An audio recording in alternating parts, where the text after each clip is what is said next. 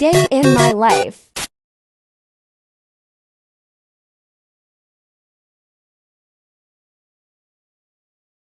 Assalamualaikum warahmatullahi wabarakatuh. Teman-teman, ini perkenalkan dulu ya. Nama saya adalah Irayanti dan ini adalah kegiatan sehari-hari di rumah. Ya, tidak lain yaitu sebagai ibu rumah tangga. Ya, kerjanya kayak gini, nyapu, ngepel, mencuci, ngurusin anak, ya kan? Apalagi coba yang mau kita buat. Karena kita tugasnya yaitu hanya di rumah aja, ibu rumah tangga. Nah, kalian harus tahu dulu kalau ini adalah rumah, di mana rumah ini adalah kontrakan ya, bukan rumah pribadi. Ini adalah rumah kontrakan saya. Dan untuk kasur yang ada di sana itu adalah kasur milik yang punya rumah. Jadi di sini saya beberes sambil mau bercerita sedikit tentang bagaimana kisahku sampai kemudian bisa berada di rumah ini. Nah, ini adalah sekarang ini saya sedang menginjakkan kaki di Pulau Jawa, di mana kenapa kemudian saya bisa ke Pulau Jawa padahal saya adalah aslinya orang Makassar, orang Sulawesi Selatan, tepatnya di bagian Makassar. Nah, kemudian kenapa saya bisa kemudian menginjakkan kaki di tanah Jawa ini adalah karena mengikuti suami, pekerjaan suami kemudian pindah ke tanah Jawa. Nah, kemudian awalnya itu saya dan suami adalah seorang pindahan, di mana saya adalah orang dari Makassar, sedangkan suami saya itu adalah orang Madura. Kemudian kami sama-sama merantau di Jayapura, Papua ya. Karena di Jayapura itu adalah tempat yang lumayan berpenghasilan yang bagus, di mana ekonomi di sana itu kalau mau cari uang itu namanya perkembangannya tuh bagus banget. Kalau mau cari uang, perputaran uang itu sangat bagus ya teman-teman. Kalau kalian pengen cari pengalaman, terus ingin mendapatkan uang yang lumayan cepat perputarannya ya. Yang penting kalian mau usaha, di sana itu perputarannya sangat cepat, pesat banget sampai pendatang tuh banyak sekali dibandingkan orang aslinya, orang asli Papua ya. Nah, teman-teman di sini saya mau sharing dulu kenapa kemudian awalnya saya kemudian menginjak Papua itu karena dari SMA itu saya mencari pekerjaan. Kebetulan saya adalah lulusan SMK Farmasi, berkecimpung di dunia obat-obatan. Bisa juga di bagian apotik, bisa di bagian rumah sakit. Nah, itu pokoknya pokoknya di per dunia obat-obatan lah gitu ya. Nah, terus kemudian pada saat lulus itu ada seorang trainer ya dari Jogja itu, tepatnya Apotika 24 Kota Apotika 24 itu pusatnya ada di Yogyakarta. Nah, kemudian dia tiap tahun memang K24 itu selalu membutuhkan merekrut karyawan dari mana-mana saja. Jadi dari Pulau Jawa, dari pokoknya dari seluruh Indonesia lah mencari karyawan gitu ya. Kebetulan saya tertariknya ke Jayapura itu karena kenapa teman-teman? Karena di situ saya melihat bahwa untuk akomodasinya itu ditanggung oleh pemilik sarana apotik tersebut. Jadi aku memilih untuk mengambil yang di Jayapura. Dibandingkan di daerah Jawa, namanya juga aku baru mau mencari uang dan juga belum ada modal sama sekali. Jadi di situ aku memilih untuk, eee, Jayapura, karena seluruhnya akomodasi ditanggung oleh pemiliknya ya. Dibanding untuk, kota-kota lain itu ada sih yang diakomodasi tapi nggak sepenuhnya. Misalnya cuman tiket aja atau cuman tempat tinggal aja kayak gitu. Sedangkan yang di Jayapura itu semua ditanggung, mulai dari ke Makassar, kemudian training ke, Jogja, kemudian dari Jogjanya ke Jayapura, kayak gitu ya teman-teman. Jadi lumayan membantu untuk ekonomi saya yang sangat sulit itu ya. Oke, kemudian kenapa saya memilih untuk bekerja, karena kebetulan saya adalah seorang, mmm, yang ekonominya cukup sulit di masa itu. Jadi saya memutuskan untuk bekerja dahulu dibandingkan berkuliah, karena kuliah itu membutuhkan, biaya yang lumayan banyak ya teman-teman. Sedangkan aku nggak mau menyusahkan Kakak atau, eee, orang tuaku lagi. Nah kemudian tibalah saatnya kemudian aku terbang ke Jayapura. Karena di Jayapura itu saya bekerja kurang lebih 1 tahun, sangat bosan ya, karena kerjanya itu kalau nggak kerja, tidur, kayak gitu aja sih, nggak ada betul-betul kegiatan lain. Karena bosan, jadi aku memilih untuk, melanjutkan kuliahku.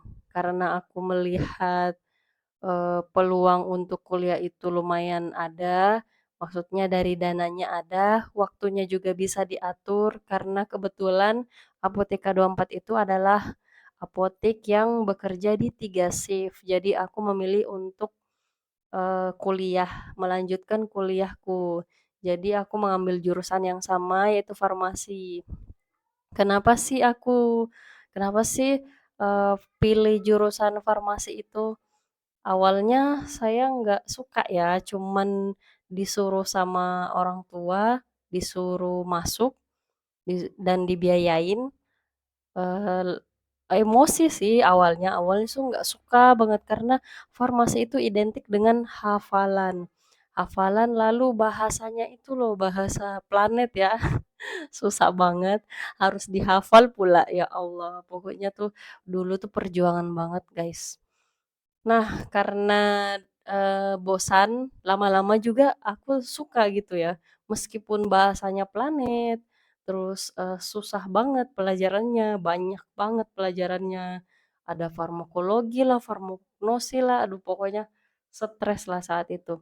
Tapi aku jalanin ternyata enak juga lama-lama, plus di dunia, kerja itu beda ya, beda banget sama di dunia teori waktu sekolah. Jadi lebih nyamannya tuh di, mmm, waktu kerja gitu. Jadi untuk memperdalam semua itu, jadi saya melanjutkan untuk D3-nya.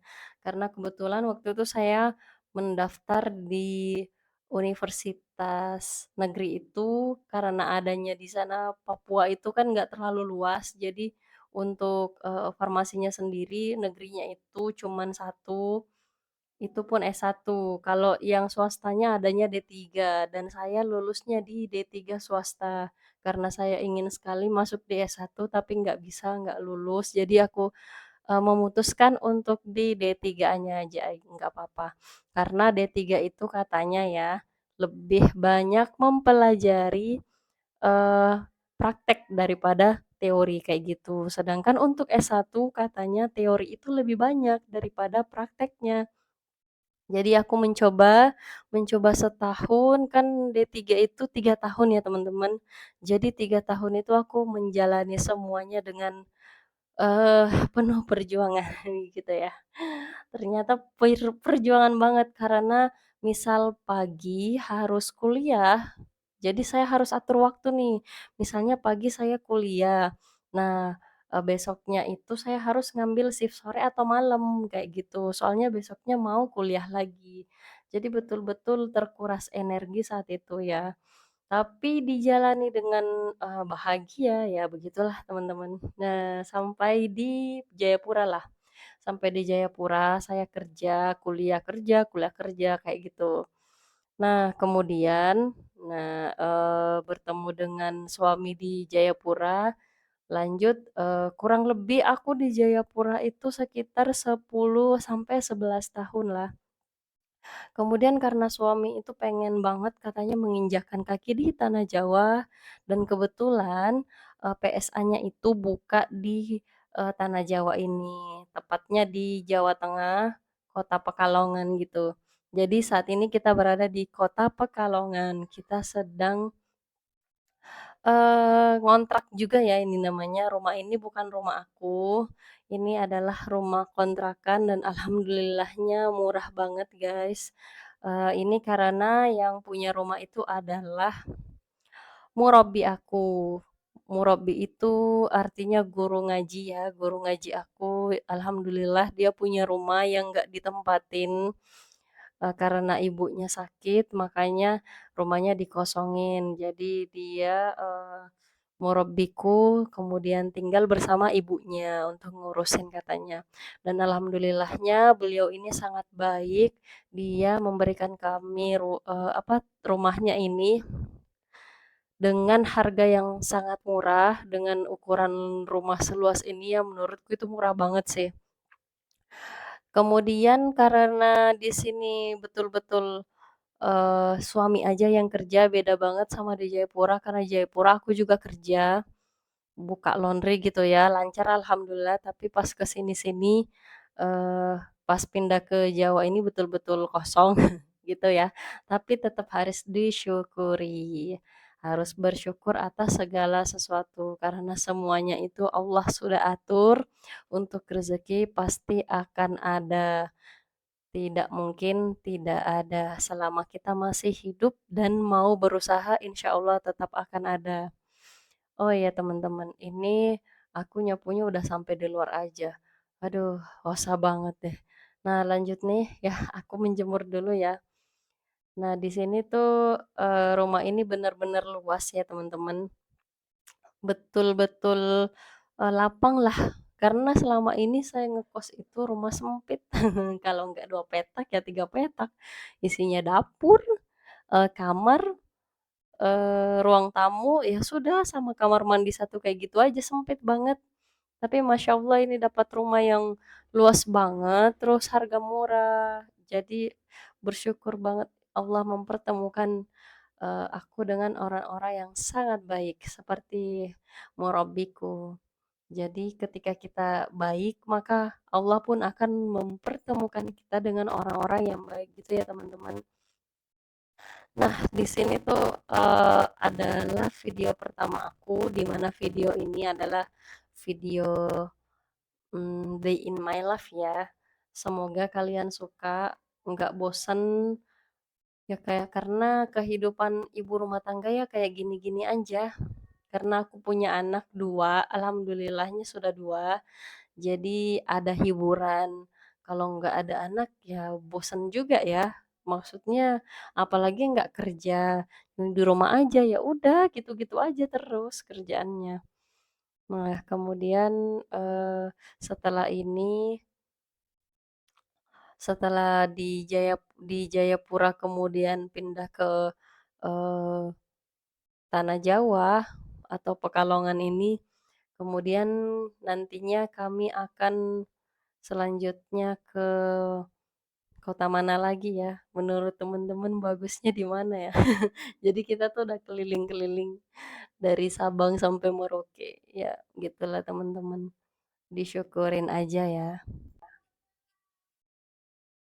Oke, lanjut di sini aku mau menjemur dulu karena sekarang itu ya teman-teman sepertinya musim kemarau panjang banget. Jadi ini sudah sampai bulan Oktober belum hujan-hujan juga. Kadang tuh hujannya kayak gerimis gitu aja, habis itu udah nggak hujan lagi. Jadi hujannya tuh hanya membasahi, eee, ya jalanan aja, habis itu bentar-bentar nggak hujan lagi. Nah, ini kalau jemur baju di pagi hari itu keringnya cepet banget. Jadi, kalau menjemur di pagi hari, sorenya itu udah kering, udah pasti kering. Jadi untuk, yang punya laundry mungkin nggak usah pakai ini ya, apa namanya, eee, Express itu sih yang 1 hari, karena dijemur kayak gini aja udah kering. Saking panasnya, panas terik banget. Sampai-sampai air di rumah itu kadang, itu biasanya jam-jam 10 pagi itu udah nyala, karena kebetulan di sini pakainya air PDAM, jadi, ada waktu ngalirnya. Soalnya kalau pagi kan banyak yang pakai, kemudian, eee kalau orang-orang udah berangkat kerja, karena di sini rata-rata PNS ya. Kalau orang-orang udah berangkat kerja, itu airnya udah ngalir, udah lancar. Tapi dekat-dekat ini, kemarin-kemarin itu malah jam 11, jam 12 belum ngalir juga. Kalaupun ngalir, itu dikit banget, kecil banget airnya guys keluar. Jadi mungkin ini akibat dari kemarau juga, sehingga banyak kekeringan sampai-sampai biasa danau-danau itu biasanya, sungai-sungai itu biasanya airnya ngalir deres, tapi sekarang malah banyak yang kekeringan. Seperti itu, malah di beberapa tempat di daerahku ini kekurangan air bersih banget ya teman-teman. Jadi harus betul-betul bersyukur ya atas segala sesuatu yang Allah limpahkan kepada kita. Jadi disyukuri, mau panas, disyukuri karena baju cepat kering gitu ya. Sedangkan kalau musim hujan juga harus disyukuri karena airnya lancar dan juga jadinya sejuk. Sedangkan musim kemarau itu lebih panas ya teman-teman. Harus selalu bersyukur kayak gitu ya. Kemudian ini lanjut aku jemur-jemur lagi bajunya, maaf ya kalau videonya kepanjangan, panjang banget sih ini menurutku. Nah, kemudian di samping itu sebenarnya saya udah menyiapkan, untuk membuat cemilan. Nah, di sini saya mau bikin, sebuah cemilan, itu cemilan ini dari daerahku. Ini sih bahannya dari roti ya. Maaf ya itu ada tangan anakku karena ini adalah, untuk dimakan sendiri jadi, eee, nggak papalah. Jadi saya nggak timbang, saya kira-kira aja, saya bulat-bulatin kayak gini karena untuk konsumsi sendiri ya teman-teman. Nah ini tuh di daerahku namanya panada. Jadi, bahan luarnya itu berupa roti. Kulitnya itu roti, tapi isiannya, sayur-sayuran bisa, daging bisa, pokoknya yang digiling-giling gitulah. Pokoknya isiannya mirip-mirip pastel gitu. Nah, kemudian di sini caranya itu saya pipihkan, tapi saya bulat-bulatkan dulu. Kalau udah dibulat-bulatin nanti dipipihkan. Kebetulan di sini saya nggak punya rolling pin ya, jadi aku bulatin aja. Nah, tadi tuh aku tinggal soalnya anakku yang kedua itu kan tidur siang, terus karena nangis, jadi aku tinggal-tinggal. Jadi tuh total aku tinggalin tuh sekitar ada berapa kali ya, 7 kali apa 8 kali gitu ya mungkin ya. Nah, kemudian di sini saya mau isi, jadi dipipihkan kayak gini, tapi jangan terlalu tipis, soalnya nantinya kalau tipis nantinya dia akan, mengandung udaranya. Nah, kayak gini, diisinya kayak gitu. Maaf ya ini kameranya kurang mendukung. Diisinya kayak gini, jangan terlalu full soalnya nanti mau dilepet kayak pastel gitu ya. Nah, ini mau kita lipat dulu, lipat 2 kayak gini, kemudian direkatkan. Direkatkan seperti ini, lalu karena, ini apa, ujung-ujungnya mau saya dumping nanti pas mau digoreng aja. Soalnya biasanya kalau saya, tarik-tarik, biasanya itu pas digoreng kembali lagi, jadi nggak ada bentuknya. Terus ini kemudian, dibuat terus ya sampai adonannya habis, kayak gitu ya. Kerjanya sama, dibulat-bulatin dulu, habis itu dipipihkan, tapi jangan terlalu tipis. Karena kalau terlalu tipis nanti banyak udara yang masuk, jadinya nggak terlalu empuk hasilnya.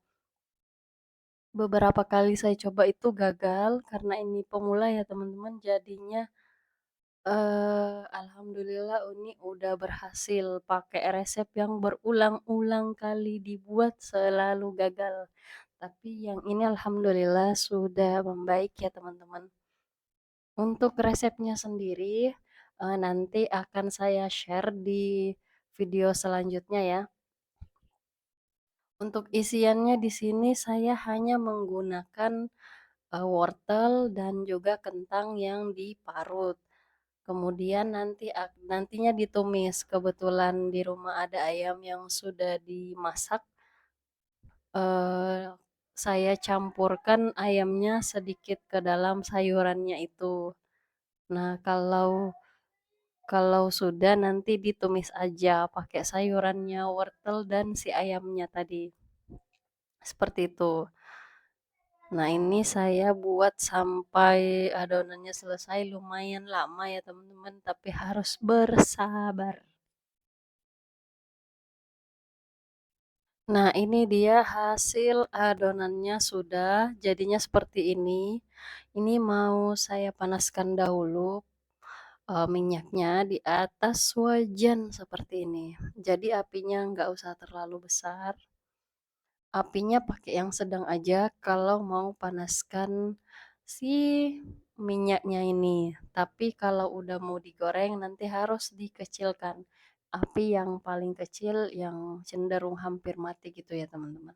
Tapi jangan sampai mati. Nah ini di apa sih namanya ya, dicubit-cubit kayak gini sampai berbentuk seperti mirip-mirip pastel lah menurutku ya.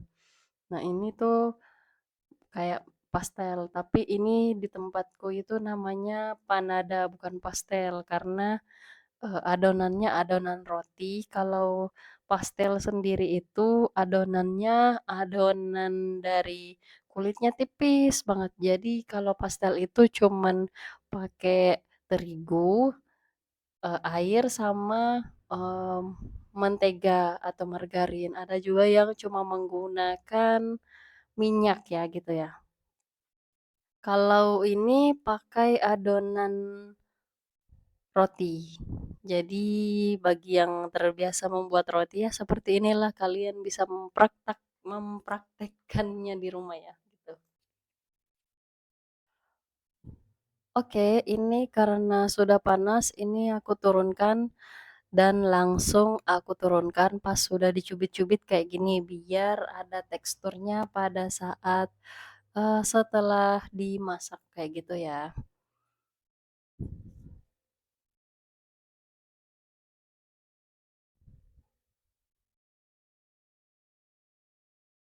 Ini karena udah panas aku masukkan satu-satu. Sepertinya karena minyaknya sedikit, jadi saya cuman masukkan 4 atau 5 dulu, 4 sampai 5 gitu ya. Kalau ukurannya kecil bisa sampai 5, tapi kalau ukurannya besar kayaknya 4 atau 3 aja cukup.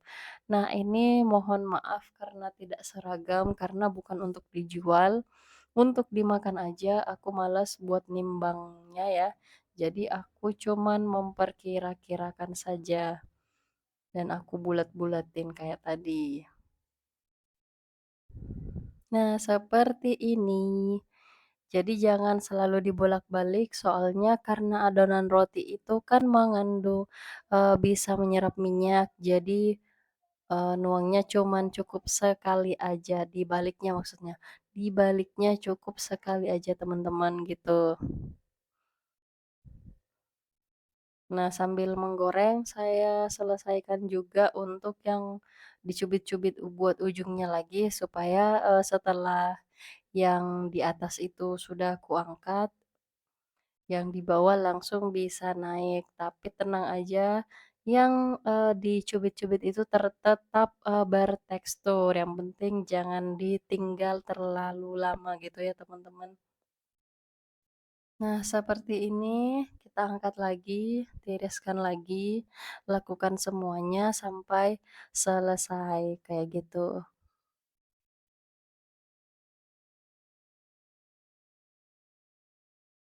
Oh iya, karena ini dapurku benar-benar gelap banget, memang pas di atas dapur itu nggak ada lampu sama sekali, cuman di dapurnya aja, di tempat makannya itu ada lampu karena yang lampu di atas tuh memang lagi rusak mungkin ya, soalnya pas pindah ke sini memang beberapa lampu itu nggak bisa nyala, karena lama nggak ditinggalin, jadi nggak dirawat juga. Nah, ini sudah gorengan yang kedua. Jadi total untuk saya membuat adonan ini sekitar 1/2 kilo ya. Oh nggak sampai, maksudnya 250, gram gitu ya. Nah ini hasilnya jadinya sekitar 17 sampai 18, biji ya, jadinya seperti ini, mirip pastel tapi bukan pastel. Nah karena tadi tetangga aku ngasih aku donat, jadi di sini mau tak kasih juga panada buatanku, karena ketika kita memberikan sesuatu ketika orang, memberikan sesuatu kepada kita, maka, eee, baiknya kita membalasnya dengan yang lebih baik gitu ya, itu adabnya, adab yang diberikan, indahnya Islam kayak gitu, ada adabnya tersendiri gitu ya. Nah, seperti ini aku mau kasih, tetanggaku dulu. Untuk teksturnya sendiri jika kalian penasaran seperti ini, lembut banget ya dalamnya, tapi, lembut tapi dalamnya gurih. Sampai situ dulu videoku. Semoga bermanfaat, nantikan video-videoku selanjutnya. Jangan lupa follow, like, dan juga subscribe. Jangan lupa juga membunyikan tanda loncengnya biar kalian tidak ketinggalan video terbaruku. Assalamualaikum warahmatullahi wabarakatuh.